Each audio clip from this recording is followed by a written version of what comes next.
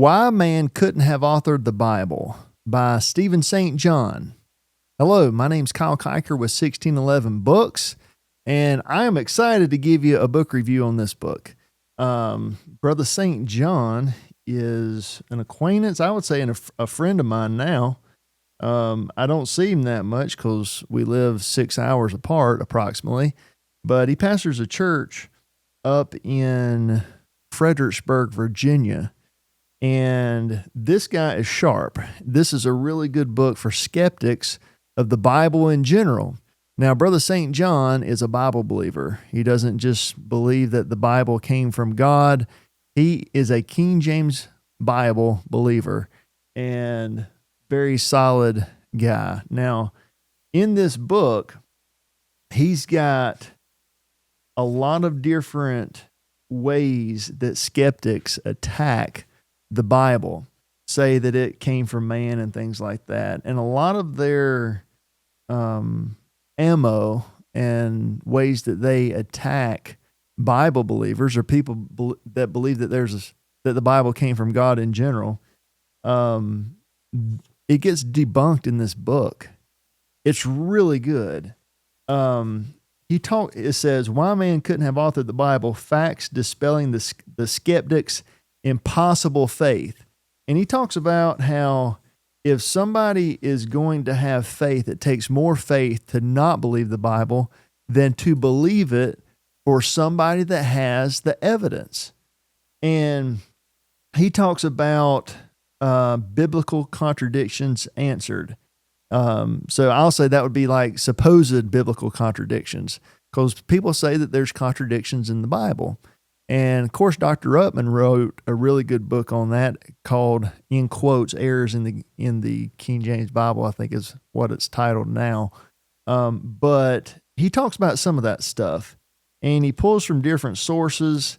It's a really good first chapter. And then chapter 2, he talks about archaeology. People in the Bible confirmed by archaeology, arranged alphabetically. Now, this is not something that is some narrative story that you're just going to be all caught up in the story. This is facts to help you answer questions. And it's really good. As I said before, he talks about science in chapter 3. Chapter 4, he talks about prophecy.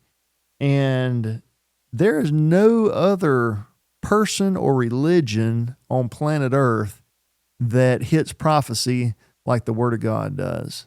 Muhammad couldn't do it. Nostradamus couldn't do it. Edgar Cayce couldn't do it. And he talks about how the Word of God trumps them all. And it's really solid. Chapter 4. And then chapter 5, the Bible's unmatched effect on man. The universal power, life-changing ability, unmatched independent ability to convert.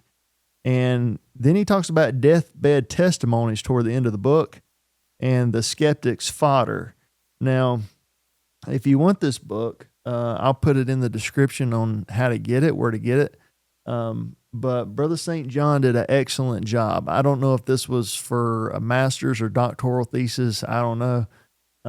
But if you're wanting to talk to people on college campuses, people that are, in essence, infidels, that don't believe the Bible at all, it's a really good source. If you're going to be talking to people that believe that the ESV is closest to the originals, this book is not aimed at that crowd.